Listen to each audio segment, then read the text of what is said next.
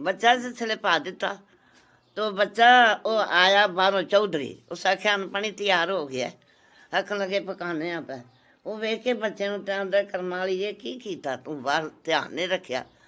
बीबी खुद हुण कौन सी कौन नहीं सी तू मंजी तो बच्चा पा दिता ते कोल मेरी साडी बच्ची पई हुई हुण अल्लाह ही है जे कोई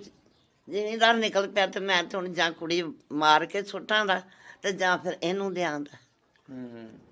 ਇਹ ਗੱਲ ਤੈਨੂੰ ਦੱਸਨੇ ਆ ਪਿਆ ਉਹ ਫਿਰ ਅੱਲਾਹ ਪਾਕ ਨੇ ਇੰਝ ਕੀਤਾ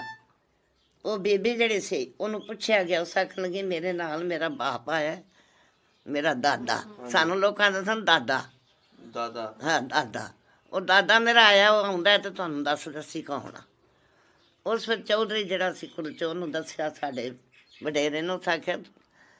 ਅਸੀਂ ਅੰਮ੍ਰਿਤਸਰ ਦੇ ਪਿੱਛੋਂ ਮੱਲਾਂ ਵਾਲੀ ਮਸੂਰ ਦੇ ਰਿਆਸਤ ਦੇ ਮਾਲਕ ਆ ਇਹ ਬੱਚਾ ਹੈ ਜਿਹੜਾ ਅੱਲਾ ਨੇ ਸਾਨੂੰ ਬੜੀ